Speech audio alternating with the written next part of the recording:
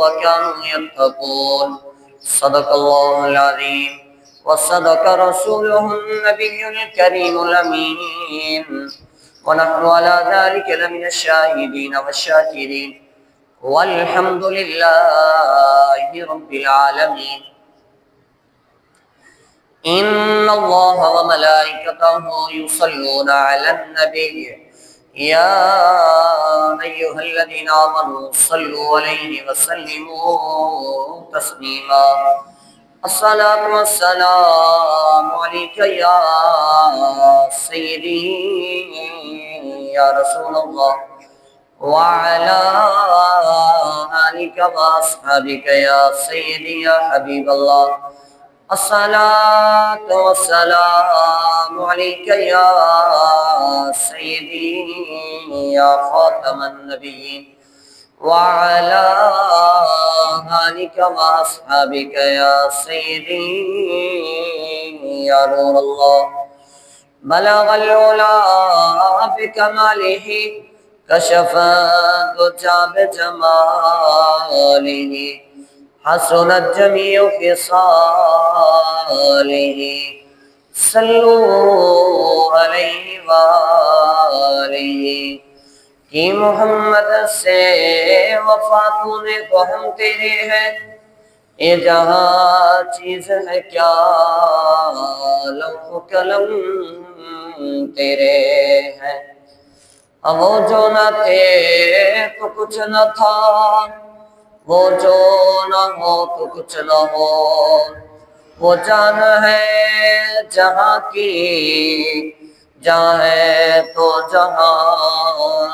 ہے. فتح باب نبوت پہ بے حد درود، ختم دور رسالت پہ لاکھوں سلام. ڈال دی قلب میں عظمت مصطفیٰ، سیدی اعلی حضرت پہ لاکھوں سلام. کہ مجھ سے خدمت کے قدسی کہے ہاں رضا، مصطفیٰ جان رحمت پہ لاکھوں سلام. کرم آج بلائے بام آ گیا، زباں پر محمد کا نام آ گیا. درودوں کی بارش ہے کونوں مکاں پر، کہ آج انبیاء کا امام آ گیا. مجھے مل گئی ہے دو عالم کی شاہی، میرا ان کے مگتوں میں نام آ گیا. میرے پاس کچھ بھی نہ تھا روز محشر، نبی کا وسیلہ ہی کام آ گیا. مزہ جب ہے سرکار محشر میں کہہ دے، مزہ جب ہے سرکار محشر میں کہہ دے، وہ دیکھو ہمارا غلام آ گیا ہے، وہ دیکھو ہمارا غلام آ گیا ہے. چراغاں ہوا بزم ہستی میں خالد، چراغاں ہوا بزم ہستی میں خالد. نگاہوں میں حسن تمام آ گیا، نگاہوں میں حسن تمام آ گیا. حمد و ثنا اللہ جل جلالہ ومن والہ وعز و شانہ وتم برہانہ کے بعد درود پاک صاحب الاولاد سرور کائنات آقا دو جہاں آمنہ کے لال عبداللہ کے پھول حضور والنور شافی من نشور صلی اللہ تعالیٰ علیہ وآلہ وسلم بارگاہ عالیہ اقدس میں پیش کرنے کے بعد نہایت ہی واجب الاحترام بزرگوں دوستوں سامعین کرام، اللہ رب العزت کا فضل و کرم، اس کی خاص توفیق سے ہمیں آج پھر ایک مرتبہ جمعۃ المبارک نصیب ہو رہا ہے۔ دعا گو ہوں اللہ تعالیٰ اس کے صدقے سے آقا کریم علیہ السلام کی ساری امت کی مغفرت فرمائے۔ اللہ تعالیٰ نبی رحمت شفیع معاشر آقا کریم علیہ السلام کی ساری امت کو پوری دنیا پر غلبہ عطا فرمائے۔ حضرت ذی وقار آج کا عنوان بڑا اہم ہے اور سیدنا غوث اعظم رضی اللہ تعالیٰ عنہ کا علمی مقام اور آپ کی تعلیمات ہیں۔ دعا گو ہوں اللہ تعالیٰ میری زبان پر کلمۃ الحق جاری فرمائے۔ اللہ تعالیٰ ہم سب پر خاص کرم عطا فرمائے۔ یہ سنت الہیہ ہے کہ اللہ تعالیٰ اپنے محبوب اور مقرب بندوں اور ان کے احوال اور مقامات کا ذکر خود فرماتا ہے، بلکہ قرآن مجید میں اس کا وعدہ بھی فرمایا، فاذکرونی اذکرکم، فرما لوگو تم مجھے یاد کرو میں تمہیں عرش پہ یاد کروں گا اور تم میرا شکر بجا لاؤ۔ اب رب کی بارگاہ میں ان کے ذکر کا مقصد اپنے وعدے کو پورا کرنے کے ساتھ ساتھ یہ بھی ہے کہ راہ حق کے طالبوں اور اللہ کے محبوب اور مقرب لوگوں کا ذکر فرمائے میری سنت بن جائے اور پوری دنیا کو یہ علم ہو جائے کہ اللہ کے جو محبوب بندے ہیں، اللہ کے جو مقرب بندے ہیں، اللہ سے زیادہ تعلق رکھنے والے ہیں، فرما ان کا ذکر کرنا فرمائے یہ رب کی سنت ہے، خالق کائنات کی سنت ہے۔ اور یہ وہ خالق کائنات حضرت ذی وقار جس نے اس پوری دنیا کی تخلیق فرمائی اور پوری دنیا کو اس بات کی طرف آشنا بھی کیا کہ دنیا والوں یاد رکھنا کہ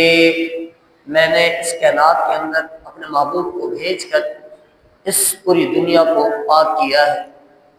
اللہ رب العزت کی ذات اقدس نے قرآن کریم میں ارشاد فرمایا، حضرت ابراہیم علیہ السلام کی ذات اقدس نے جب دعا مانگی تھی بیت اللہ بنانے کے بعد، ربنا وابعث فیہم رسولا منہم یتلو علیہم آیاتہ ویزکیہم، فرمایا باری تعالیٰ اب اس محبوب کو بھیج دے، اس آمنہ کے لال کو اب اس کائنات میں بھیج دے۔ شیطان نے اپنے زمین پر پنجے گاڑ لیے ہیں، چاروں طرف اندھیرا چھا چکا ہے، لیکن اگلی بات ارشاد فرمائی سورۃ 28 پارے کے اندر، یہاں کہا کہ میرا محبوب آئے گا، وہ قرآن کریم کی تلاوت کرے گا، تمہیں بتائے گا، حکمت سکھائے گا، پھر تمہیں پاک کرے گا۔ ایک اعتراض یہاں وارد ہو رہا تھا کہ لوگوں کے ذہن میں یہ بھی سوال آ سکتا تھا کہ لوگ یہ سمجھیں کہ صرف اور صرف محبوب اس کائنات میں آئے اور کتاب کی تلاوت کی آیت کریمہ پڑھی حضور کی ذات نے، پھر حکمت سکھایا، پھر لوگ پاک ہوئے۔ لوگوں کے ذہن میں یہ بھی آ سکتا ہے سوال کہ ہمیں پاک کرنے والی اللہ کی کتاب ہے، اللہ کا کلام ہے، اللہ رب العزت کی ذات اقدس نے کتاب کے ذریعے امت کو پاک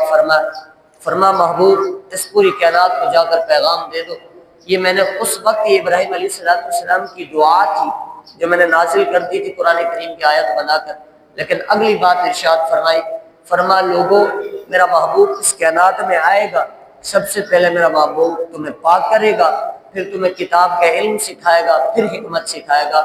گویا کہ یہاں پر یہ کہا جا رہا ہے لوگوں تم یہ مت سمجھنا کہ تم کتاب کے ذریعے پاک ہو، بلکہ محمد کی زبان کے ذریعے تم پاک ہوئے ہو۔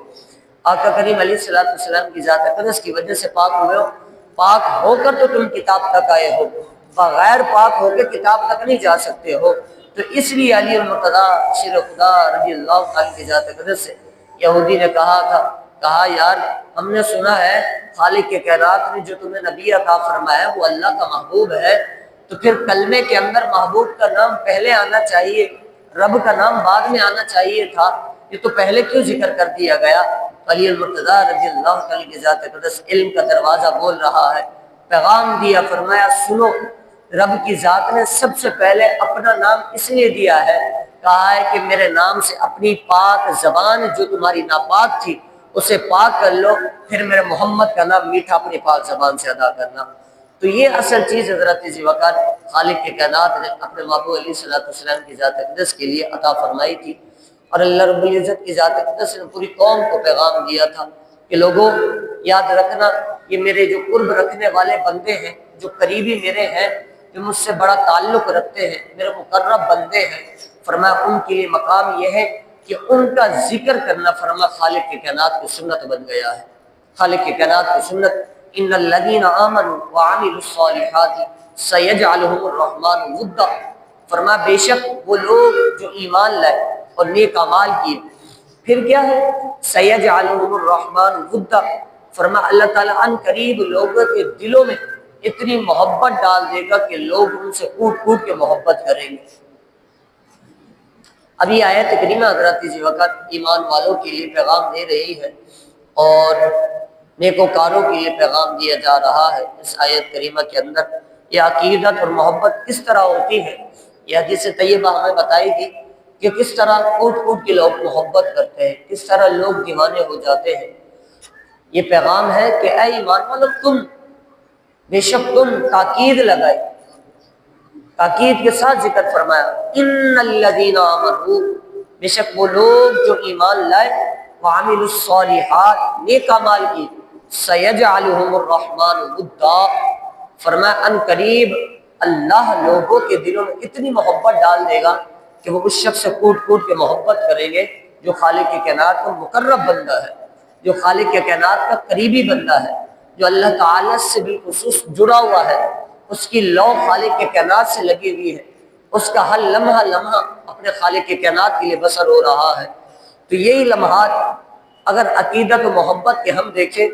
تو اللہ رب العزت کی ذات اقدس نے ساری محبت غوث اعظم رضی اللہ عنہ کی ذات اقدس سے جوڑ رکھی تھی۔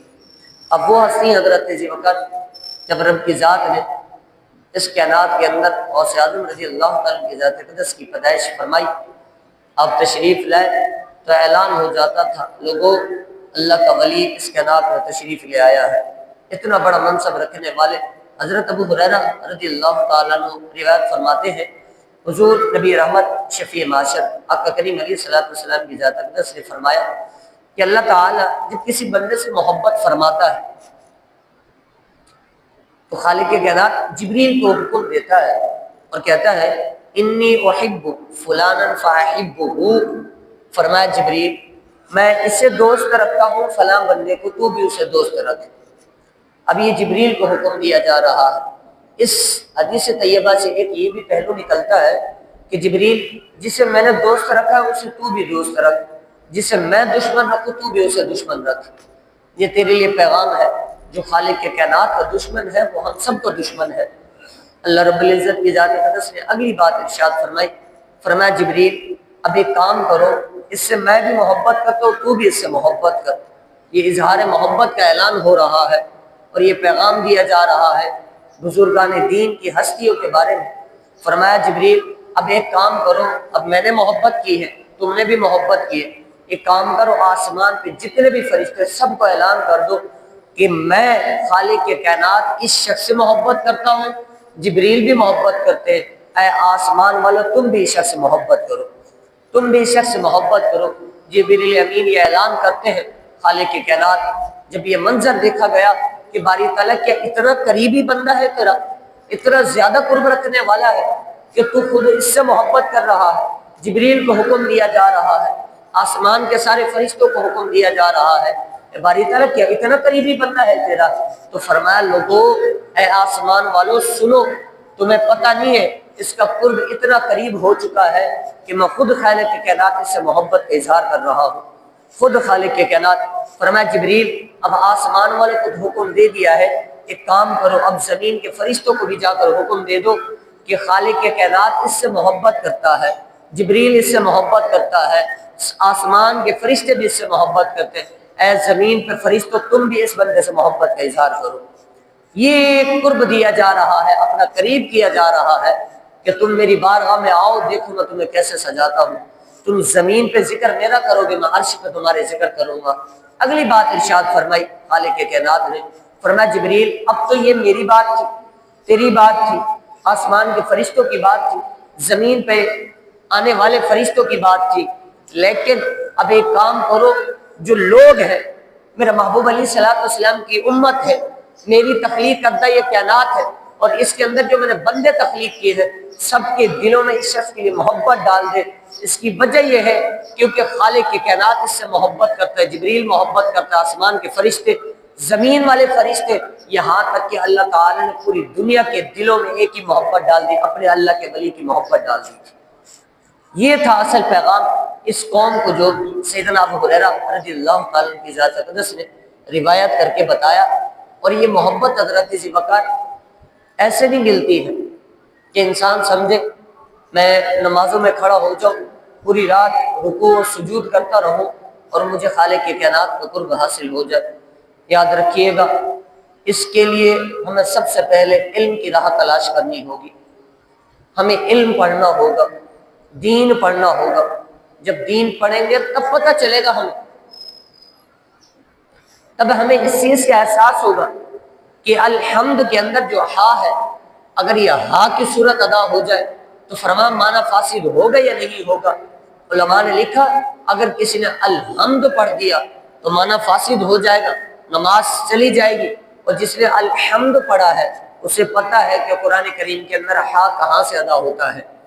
تو یہ ساری چیزیں علم کے راہ کے اندر تمہیں نظر آئیں گی۔ تم پوری رات سجدوں میں پڑے ہوئے ہو، پوری رات رکوع میں کھڑے ہوئے ہو، لیکن تمہیں صحیح معنوں میں رکوع کی تسبیح نہیں آتی ہے، تم کہتے ہو سبحان ربی العظیم، تمہارا معنی تمہیں پتہ نہیں چل رہا ہے، معنی تو یہاں پر فاسد ہو رہا ہے۔ سبحان ربی العظیم واو ادا کیا گیا یہاں پر، اور واو کا معنی تو الگ ہوتا ہے، زا کا معنی الگ ہوتا ہے۔ میں نے کہا کہ پوری رات رکوع کرنے والوں کو اس چیز کا تب علم ہوگا جب وہ علم کی راہ میں آئے گا،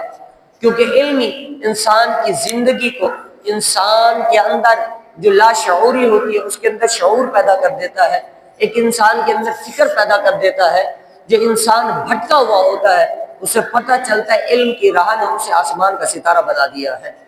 آج اس علم کی ضرورت ہے، اور اس علم کے لیے غوث اعظم رضی اللہ تعالیٰ کی ذات اقدس نے بڑے بڑے سفر فرمایا۔ آپ نے یہ نہیں دیکھا کہ والد گرامی وصال بکمال فرما گئے، یہ نہیں دیکھا کہ ماں اکیلی ہے پیچھے، نہیں، ساری چیزیں ایک سائڈ پہ رکھی۔ فرمایا علم کی راہ وہ ہے جو خود علماء نے ارشاد فرمائی کہ اگر تمہیں علم کے لیے چین بھی سفر کرنا پڑے تب بھی تم علم کے لیے جاؤ، کیونکہ علم وہ ایسا خزانہ ہے کہ خالق کے کائنات کے محبوب علیہ الصلوۃ والسلام کی ذات میں خود ارشاد فرما ماں کی گود سے لے کر قبر تک علم حاصل کرتے رہو تب بھی تم علم کے عین تک نہیں پہنچ سکتے ہو۔ یہ وہ علم ہے۔ امام شافعی علیہ رحمہ زید مجدہ نبر اللہ مرقدہ، اتنا بڑا امام ہونے کے باوجود کمال دیکھیے حضرت ذی وقار، ماں نے جب پڑھنے کے لیے بھیجا امام اعظم ابو حنیفہ علیہ رحمہ کی بارگاہ سے، آپ فیضیاب اور بالخصوص اتنے بڑے مقام و مرتبہ رکھنے والے امام احمد بن حنبل، امام مالک، اتنے بڑے بڑے امام موجود، لیکن امام شافعی کا کمال دیکھیے، اب بڑے خوبصورت بڑا منصب رکھتے تھے۔ آپ علیہ رحمہ حضرت ذی وقار، استاد گرامی نے کہا کہ جاؤ بیٹا پہلے قرآن حفظ کر کے آؤ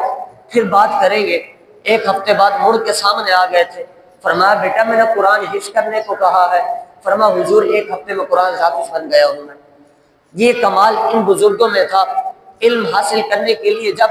آپ وہاں سے روانہ ہوئے، اتنا بڑا امام شافعی کا لقب لے کر کائنات کے اندر وہاں سے روانہ ہوئے تو پوری دنیا والوں نے تحفے عطا فرمائے، کئی اونٹ بھرے ہوئے، یہاں تک کہ علماء نے لکھا کہ 70 اونٹ ایسے تھے جن پر صرف اور صرف سونے جواہرات لگے ہوئے تھے۔ اور یہ پوری قوم نے پیغام دیا تھا کہ لوگوں، شافعی نے پڑھا ہمارے ہاں ہے، لیکن ہم نے دیکھا ہے شافعی نے کوئی اور دین نہیں پڑھا بلکہ آمنہ کلال کا دین پڑھا ہے۔ ہم نے امام شافعی علیہ رحمہ کے اندر یہ بات دیکھی ہے کہ اپنی ذات کو نہیں سنوارا ہے بلکہ اس دنیا کے سنوارنے کے لیے آپ نے علم کا راستہ اختیار کیا ہے۔ پتہ چلا ماں کو، وہ اکیلی ماں تنے تنہا رہنے والی، کوئی سہارا نہیں، لوگوں کے گھروں کے اندر صفائیاں کر کے اپنے جینے پینے اور رہن سہن کے سارے معاملات کر رہی تھی۔ اس ماں نے کہا تھا بیٹا تم علم کی راہ میں چلو، تم علم پڑھ کے آؤ، مجھے تو پتہ چلے کہ میرا بچہ اس پوری کائنات کے اندر رب کی ذات نے اسے امام بنا کر بھیجا ہے۔ میں یہ دیکھنا چاہتی ہوں جب امام شافعی علیہ رحمہ آخری لمحات وہ واپس آئے تو کئی اونٹ ایسے لگے ہوئے سامنے موجود، ماں ٹیلے پر موجود ہے۔ جب ماں ٹیلے پر موجود ماں نے دیکھا کہ امام شافعی کے ساتھ اتنا مال و دولت آیا ہے، تو امام شافعی علیہ الرحمہ جب گھوڑے سے نیچے اترے تو حالانکہ اتنے سالوں بعد ماں کو سینے سے لگانا چاہیے تھا، لیکن ماں نے سینے سے نہ لگایا۔ فرمایا شافعی میں نے تجھے علم حاصل کرنے کے لیے بھیجا تھا، مال جمع کرنے کے لیے نہیں بھیجا تھا، مال جمع کرنے کے لیے نہیں بھیجا تھا۔ فرمایا امی جان تیرا بیٹا جو شافعی ہے رب کی ذات نے اسے امام کا لقب عطا فرما دیا ہے، اتنا بڑا آدمی بن کے آیا ہے، آج ماں سینے سے نہیں لگائے گی، تیرے دل کی تمنا پوری کر کے آیا ہوں۔ امام شافعی علیہ الرحمہ نے کہا امی جان اگر تو حکم دے تو جیسا کہے گی میں ویسا کر دوں گا۔ فرمایا بیٹا جتنا مال ہے سارا راہ خدا میں خرچ کر دو۔ حضرت ذی بکر اسی وقت 70 اونٹوں پر جو لدا ہوا مال سونے جواہرات موجود تھے سارا کا سارا خالق کے کائنات کی بارگاہ میں خرچ کر دیا تھا۔ ماں نے تب سینے سے لگایا، فرمایا ہاں بیٹا اب مجھے پتا چلا ہے میرا جو بیٹا ہے وہ دین لے کر آیا ہے، دین بیچ کر نہیں آیا ہے۔ تو علم کا کمال یہ رکھا گیا، اور یہی راستہ کسی اور نے نہیں اختیار کیا بلکہ غوث اعظم رضی اللہ تعالیٰ کی ذات اقدس نے بھی اختیار کیا۔ کیونکہ یہ بات ذہن میں رکھیے گا، جب بھی کوئی ولی نظر آئے گا آپ کو، جب بھی کوئی اللہ کا بندہ نظر آئے گا، اس کے پیچھے سب سے پہلے علم کی چاشنی ضرور نظر آئے گی۔ بغیر علم کے ولی نہیں بن سکتا ہے کوئی، یاد رکھیے گا یہ بات ہر کسی کے ذہن میں ہونی چاہیے، کیونکہ لوگوں کے اعتراضات اسی چیز پہ آ کے اٹھتے ہیں کہ تمہارے بزرگان دین نے صرف و صرف معاذ اللہ کرامت ظاہر کی ہے، تمہارے بزرگوں نے اب یہ معاملہ ہے کہ مزاروں پر تمہیں بلا کر یہ پیغام دیا کہ ہمارے صرف مزار سجاتے رہنا۔ حضرت ذی بکر یاد رکھیے گا ہمارے بزرگوں کی یہ تعلیمات نہ تھی، ہمارے بزرگوں نے یہ تعلیمات دی تھی۔ لوگوں جس طرح ہم حیات میں اپنا فیض بانٹتے تھے رب کی ذات نے اسی طرح ہماری قبروں سے بھی فیض جاری رکھا ہے، لیکن یہ فیض روحانی علمی فکری تمہاری اصلاح کرنے کے لیے ہے، یعنی کہ تم ہزاروں چادریں آ کے ہماری مزار پہ چڑھا دو اور تمہیں دینی مدارس حیران نظر آئے، ایسا نہ ہونا چاہیے۔ مزاروں پر چادریں چڑھانے سے علم کو پروان نہیں چڑھے گا، بلکہ علم کو پروان اس وقت چلے گا جب پوری دنیا کے اندر تم دینی مدارس قائم کر کے دکھاؤ گے۔ کیونکہ میں وہ غوث اعظم رضی اللہ تعالیٰ کی ذات اقدس وہ ہستی ہوں جس نے علم کے لیے اپنی ماں کو بھی چھوڑا، اپنا گھر بھی چھوڑا، اپنا شہر بھی چھوڑا، اپنی ساری جائیداد، سارا تن من دھن صرف و صرف اپنے دین حاصل کرنے کو لیے قربان کر دیا۔ آج وہی غوث اعظم رضی اللہ تعالیٰ کی ذات اقدس پیغام دے رہے اس قوم کو، لوگوں جب 11ویں آئے تم ضرور مناؤ، لیکن 11ویں کے اندر یہ بھی بتاؤ کہ غوث اعظم نے دین کیا بتایا ہے تمہیں، شریعت کیا بتائی ہے تمہیں، غوث اعظم رضی اللہ تعالیٰ کی ذات اقدس نے کیا پیغام دیا تھا۔ 3000 علماء تیار کرنا کوئی عام کمال نہیں ہے، اتنا بڑا کمال رکھا گیا۔ ایک عالم تیار کرنے میں زندگی کا آدھا حصہ 10 سال خرچ کرنے پڑتے ہیں، 10 سال، لیکن غوث اعظم رضی اللہ تعالیٰ نے 70 ہزار کے مجموع کے اندر پورے علمی فکری اتنے بڑے بڑے جلیل القدر علماء موجود ہوتے تھے، لیکن آپ بھی نگاہ ڈالتے تھے رب کی ذات ہر سال 3000 علماء اس امت کو عطا فرما دیتا تھا۔ یہ پیغام دیا تھا غوث اعظم رضی اللہ تعالیٰ کی ذات اقدس نے۔ آپ تو وہ ہستی حضرت ذی بکر، آپ حسنی بھی ہے اور حسینی بھی ہے، دونوں راستوں سے آپ کا واسطہ ہے۔ امام حسن سے بھی آپ کا سلسلہ جا کے ملتا ہے اور امام حسین رضی اللہ تعالیٰ عنہ کی ذات اقدس سے بھی ملتا ہے۔ آپ جب مدرسے تشریف لے جاتے مدرسے کے اندر تو غیب سے آواز آ جاتی تھی، فرمایا لوگوں راستہ چھوڑ دو، جگہ چھوڑ دو، اللہ کا ولی آ رہا ہے۔ یہ پیغام دیا جا رہا تھا۔ ایک تو یہ بھی پیغام تھا کہ لوگوں علم والوں کے لیے تمہیں راستے آسنا تمہیں کرنے ہوں گے، ان کے لیے علم کے راستے کھولنے ہوں گے، ان کے سر بسر تم نے ساتھ کھڑا ہونا ہوگا، انہیں بتانا ہوگا کہ تم علم کی راہ پہ چل پڑے ہو۔ اس میں ہر طرح کی مشکلات تمہارے سامنے آئیں گی، لیکن یاد رکھنا رب نے ہمیں مال و دولت عطا کر دیا ہے، تم علم پڑھو۔ ہم یہ سمجھ کے نہیں کر رہے کہ تم وہ ہو کہ کسی اور کے بیٹے ہو، بلکہ تم تو اس محبوب کی امت میں سے ہو جسے خالق کے کائنات نے اپنا محبوب بنایا ہے۔ ہمارے ذہن میں یہ سوال جب آئے گا تو پھر ہم یہ نہیں دیکھیں کہ ہمارا بیٹا یا کسی اور کا بیٹا ہے، ہمارے ذہن میں یہ سوال ہونا چاہیے کہ یہ محمد عربی علیہ السلام کے دین پڑھنے کا طالب علم ہے۔ تو یہ کمال اصل چیز ہے حضرت ذی بکر اور غوث اعظم رضی اللہ تعالیٰ کی ذات اقدس وہ ہستی جو سلیمان علیہ السلام کی بارگاہ میں جب تخت کی باری آئی تو وہ جن کھڑا ہو کر کہنے لگا حضور آپ کی یہ جو محفل سجی ہے یہ برسات ہونے سے پہلے پہلے میں آپ کی بارگاہ میں لا دوں گا اور یہ تخت آپ کے سامنے پیش کر دوں گا۔ لیکن سلیمان علیہ السلام کی ذات نے فرمایا نہیں، مجھے یہ تخت چاہیے تو یہ آنکھ جھپکتے ہی پہلے چاہیے، ابھی یہاں سامنے موجود ہونا چاہیے، ملکہ بلقیس کے آنے سے پہلے یہاں مل جانا چاہیے۔ وہ کتاب کا علم رکھنے والا آدمی عاصم بن برقیہ علیہ رحمہ کی ذات اقدس، آپ نے حضرت ذی بکر آنکھ جھپکتے ہی سامنے رب کی بارگاہ میں اور آقا کریم علیہ السلام کی ذات اقدس کے بالخصوص سلیمان علیہ السلام کی بارگاہ میں فوراً پیش کر دیا تھا اور یہ بتایا تھا لوگوں میرے پاس طاقت اور نہیں ہے بلکہ کتاب کا علم موجود تھا، میں نے کتاب کے علم کی وجہ سے یہ تخت تمہارے سامنے پیش کر دیا تھا۔ جن اتنی بڑی طاقتوں کے باوجود بھی یہ تخت سامنے نہ لگ سکا اتنی دیر میں، لیکن رب کی ذات نے جو کتاب کا مجھے علم دیا تھا، میری زندگی کے اندر یہ شعور عطا فرمایا تھا، میں نے اپنی اصلاح کر لی تھی، رب کی ذات نے اسی کی برکتوں سے تخت سامنے پیش کر دیا تھا۔ تو علم کی بنیاد پر سارا کچھ ہے۔ آقا کریم علیہ السلام کی لاڈل حضرت غوث اعظم رضی اللہ تعالیٰ کی ذات اقدس، آپ نے خود ارشاد فرما درست العلم حتی صرت کتاب، فرمایا لوگوں میں نے علم ایسے حاصل نہیں کیا ہے جیسے تم سمجھ رہے ہو کہ بس میں بیٹھا ہوں اور مجھے علم آ گیا ہے، نہیں، میں نے علم حاصل کیا یہاں تک کہ خالق کے کائنات نے مجھے کتب کا مقام عطا فرما دیا ہے۔ میں نے اتنا علم حاصل کیا، اتنا بڑھتا گیا علم کے آگے، میں راہ علم میں چلتا رہا، لیکن میں نے یہ نہیں کہا لوگوں میں تمہیں صرف اپنی کرامت ظاہر کر کے بتاتا رہوں، کرامتیں اپنی جگہ ہے لیکن اصل چیز علم ہے، کیونکہ علم انسان کو بتاتا ہے کہ علم انسان کا منصب، انسان کی کیفیت، انسان کی شخصیت کو نکھارتا ہے، انسان کی زندگی کو خوبصورت بناتا ہے۔ اسے پتہ ہوتا ہے کہ علم کے معاملے میں ہم نے اب جس سے کلام کرنا ہے کیسا کرنا ہے، منصب دیکھ کر کلام کرنا ہوگا کہ خالق کے کائنات نے علماء کو اتنا بڑا منصب عطا فرمایا کہ پوری رات ایک شخص عبادت کرتا رہے،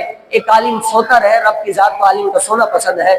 تو یہی علم غوث اعظم رضی اللہ تعالیٰ کی ذات اقدس نے بتایا تھا۔ تو آپ احباب بالخصوص علم کی لگن کو تھامیے، جب علم ہمارے پاس آئے گا تو پھر ہمیں بھی پتہ چلے گا کہ علم کی کتنی برکات ہے، علم کتنی بڑا مقام رکھنے والا ہے۔ رب کی ذات نے سب سے پہلے جو کتاب کے اندر قرآن کریم کے اندر وحی نازل فرمائی، علم کی بنیاد پہ نازل فرمائی، اقرا بسم ربک الذی خلق، کتنی یہ پانچوں آیت علم کے اوپر بنیاد رکھتی ہے۔ لیکن آج تعلیم سے آشنا نہیں، اس لیے آج قوم در بدر ٹھوکریں کھا رہی ہے،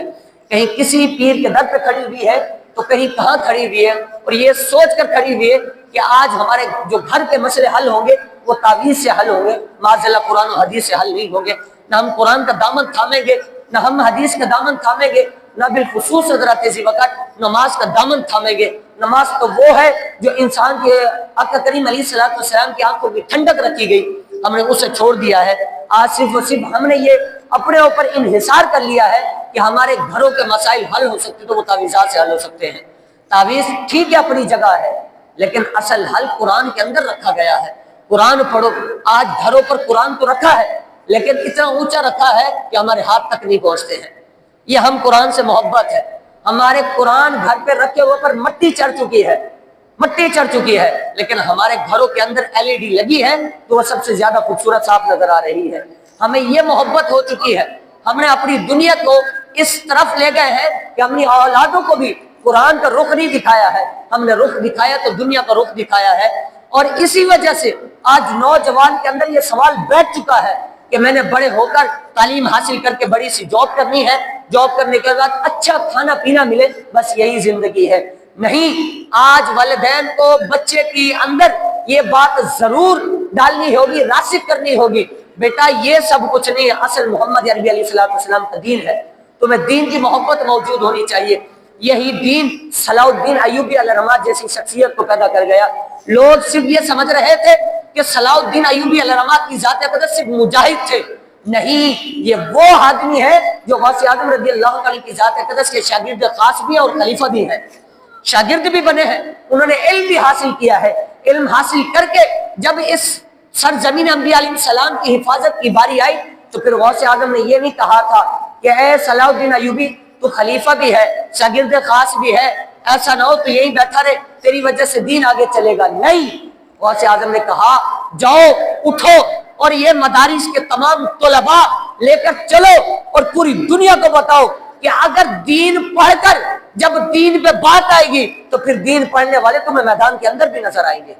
میدان کے اندر بھی نظر آئیں گے۔ تو یہی مسجد اقصیٰ حضرت ابو بکر آزاد کر کے دکھائی، اور یہ امام غزالی علیہ رحمہ کے بالخصوص شاگرد بھی آپ کے ساتھ موجود تھے، اور یہ آپ کے بالخصوص غوث اعظم رضی اللہ عنہ کی ذات اقدس کے شاگرد خاص صلاح الدین ایوبی علیہ رحمہ کی آپ کے ساتھ یہ سارے چلے تھے جنہوں نے مسجد اقصیٰ کی آزادی کرائی تھی۔ یہ ساری چیزیں حضرت ابو بکر علم کے ساتھ ساتھ مجتہد بنایا، لیکن بچوں کو مجاہد بھی بنایا تھا کہ آؤ دین پڑھ کر مجتہد تو بن گئے ہو، لیکن دین پر کی پہرا بھی دینا تو وہ مجاہد بن کر دینا ہوگا۔ تو آج اسی پہرے کی ضرورت ہے۔ حضرت ابو بکر دینی مدارس کے اوپر مفتی اعظم پاکستان حفظہ اللہ نے واضح طور پہ پیغام دیا تھا، فرما لوگوں یاد رکھنا یہ مدارس دین کا قلعہ ہے، اگر یہ دینی مدارس نہ ہو تمہارے پاس علم بھی موجود نہ ہو، تمہیں پتہ نہ ہو کہ باپ کو غسل کیسے دینا ہے، تمہیں پتہ نہ ہو باپ کا جنازہ کیسے پڑھانا ہے، کیونکہ یہ سارا کچھ رب کی ذات نے عطا فرما تو دینی مدارس کی وجہ سے عطا فرمایا ہے۔ کیونکہ سب سے پہلے دینی مدارس کو قائم کرنے والے کوئی اور نہیں، محمد عربی علیہ السلام کی ذات اقدس ہے، جو اصحاب صفہ سجا کر حضور نے پوری قوم کو پیغام دیا تھا، لوگوں علم کی بنیاد پہ سارا کچھ ہوگا، اگر علم کو چھوڑ دو گے تم راہ بھٹک جاؤ گے، تم ہدایت کی طرف نہیں بلکہ گمراہی کی طرف چلے جاؤ گے۔ تمہیں علم کی اشد ضرورت ہے حضرت ابو بکر آج اس کائنات کے اندر۔ تو غوث اعظم رضی اللہ تعالیٰ کی ذات اقدس نے یہی لوگوں کو پیغام دیا تھا اور بتایا تھا کہ لوگوں میں روحانی اعتبار سے ہوں یا ظاہری اعتبار سے ہوں یا باطنی اعتبار سے میرے اندر جتنے بھی کمال ہے، جتنی بھی ساری چیزیں رکھی گئی ہیں، اس کا سب سے بڑا سبب کیا ہے؟ وہ علم ہے، علم ہے۔ یہ میرے روحانی اعتبار ہو، میرا ظاہری اعتبار ہو، میرا باطنی اعتبار ہو، تمہیں یہ ساری چیزیں میری چمکتی دھمکتی جسم کے اندر نظر آ رہی ہے، یہ کچھ اور نہیں ہے بلکہ علم کی سبب کی وجہ سے رب کی ذات نے عطا فرمایا ہے۔ تو علم نے غوث اعظم کو کتنا بڑا منصب عطا فرمایا۔ اگر منصب خطابت پر بیٹھے تو خطیب اعظم بن جاتے ہیں، اگر منصب افتتاح پہ بیٹھے تو مفتی اعظم بن جاتے ہیں، اور اگر ولی کامل بن جائے تو رب کی ذات آپ کو غوث اعظم بنا دیتا ہے۔ اتنا بڑا منصب رکھنے کے باوجود، اتنا ولی کامل ہونے کے باوجود، اولیاء کا سردار ہونے کے باوجود، لیکن آپ نے پوری قوم کو پیغام دیا تھا، لوگوں میں اللہ کا ولی ہوں، میں تمام اولیاء کا سردار ہوں، لیکن یاد رکھنا رب کی ذات نے مجھے بھی حکم دیا علم کی راہ میں تم بھی چل کر جاؤ، علم حاصل کرو۔ یہ علم اصل چیز ہے حضرت ابو بکر جو آج قوم کو ہم نے آشنا کرنا ہے۔ علم کا فہم رکھنا اتنا ہے حضرت ابو بکر، آپ کی محبت دیکھیے۔ ابن جوزی علیہ رحمہ فرماتے ہیں لوگوں غوث اعظم رضی اللہ تعالیٰ کی ذات اقدس نے ایک آیت کی تفسیر بیان شروع کرنا کی، پہلی تفسیر کی، دوسری تفسیر کی، تیسری، چوتھی، پانچویں، چھٹی، ساتویں، آٹھویں، نویں، 10ویں، 11 تک گئے، دو روایتوں مطابق 12 تک گئے۔ ابن جوزی علیہ رحمہ فرماتے ہیں جب 12 تک گئے میرے علم میں صرف یہی تفسیریں موجود تھی، میں نے کہا آگے کوئی تفسیر موجود نہیں ہوگی، میرے ذہن میں یہی چیزیں بیٹھی ہوئی تھی۔ فرمایا غوث اعظم نے مجھے 13ویں بتائی، 14ویں بتائی، یہاں تک کہ ایک آیت کریمہ کی آپ نے 40 تفسیریں کر کے بتائی تھی۔ فرمایا میں حیران رہ گیا تھا کہ 12 تو میرے ذہن میں ہے، یہ باقی 28 کہاں سے آئی ہے؟ میں نے کہا یہ 28 ابن جوزی کو پتہ نہیں چلی، لیکن آج بیٹھنے والا ایک کمرے بند میں بیٹھتا ہے اور یہ بکواسیں کرتا ہے کہ ان کے بابوں کے پاس کیا علم تھا۔ میں نے کہا ابن جوزی اتنا بڑا آدمی ہونے کے باوجود بھی، اتنا بڑا مقام رکھنے کے باوجود، اتنا بڑا محدث ہونے کے باوجود پوری قوم کو پیغام دے رہا تھا، لوگوں میرے پاس صرف 12 تفسیروں کا علم تھا، رب کی ذات نے غوث اعظم کو 40 تفسیروں کا علم عطا فرما دیا ہے، 40 تفسیروں کا۔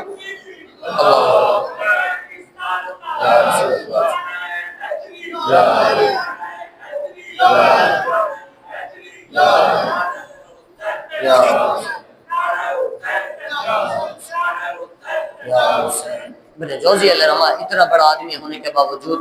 12 تفسیروں کے ایک آیت میں علم رکھتا، اور غوث اعظم رضی اللہ تعالیٰ کی ذات گرامی 40 تفسیریں ایک آیت کریمہ کی بتا دے۔ اس سے پتہ چلتا ہے حضرت ابو بکر کہ علم کتنا بڑا منصب رکھتا ہے اور انسان کو کہاں سے کہاں لے جاتا ہے۔ آپ رضی اللہ تعالیٰ کی ذات اقدس حضرت ابو بکر مجلس میں صرف بیٹھنے والے 70,000 لوگ موجود نہیں ہوتے تھے، کئی علماء جید علماء بیٹھے ہوتے تھے، وہ بھی آپ سے علم حاصل کرنے کے لیے پہنچتے تھے، علم پڑھنے کے باوجود بھی پھر بھی راستہ اختیار کرتے تھے، دروس کے اندر موجود ہوتے تھے، آپ کا درس سنتے تھے۔ اسی سے پیدا ہونے والے اتنے بڑے بڑے حضرت ابو بکر لوگ پیدا ہوئے، اور غوث اعظم رضی اللہ تعالیٰ کی بارگاہ میں جب عراق کے اندر مسئلہ درپیش آیا، ایک شخص نے قسم کھا لی کہ میں اس وقت ایسی عبادت کروں گا کہ کائنات کے اندر کوئی عبادت نہ کر رہا ہو، اگر میں ایسی عبادت نہ کروں گا تو میری بیوی کو طلاق ہے۔ لیکن عراق کے جتنے جید علماء تھے سب جگہ مسئلہ گیا، لیکن کہیں سے جواب موصول نہ ہو سکا، سب پریشان ہیں۔ آج یہ مسئلے کا حل کیسے ہوگا؟ اس شخص نے قسم کھا لی ہے اب یہ عبادت جب بھی کرے گا تب بھی کوئی نہ کوئی عبادت کر رہا ہوگا، کوئی قرآن پڑھ رہا ہوگا، دنیا کے اندر کوئی کیا کر رہا ہوگا۔ غوث اعظم رضی اللہ تعالی کی بارگاہ میں جب آیا، یہ علم بتاتا ہے کہ علم حاصل کرنے سے انسان کو کیسی کیسی صورتحال ملتی ہے۔ غوث اعظم نے فرمایا لوگوں پریشان کیوں ہوتے ہو، اتنا آسان تو مسئلہ ہے۔ فرمایا عراق کے اتنے بڑے بڑے علماء پریشان ہیں، حضور آپ فرما رہے اتنا مسئلہ آسان ہے۔ فرمایا ایک کام کرو، کعبے کے اندر پورا خانہ کعبہ خالی کرا دو اور اس کے کہو وہاں جا کر عبادت کرے، اس کی بیوی کو طلاق ہی نہیں ہوگی۔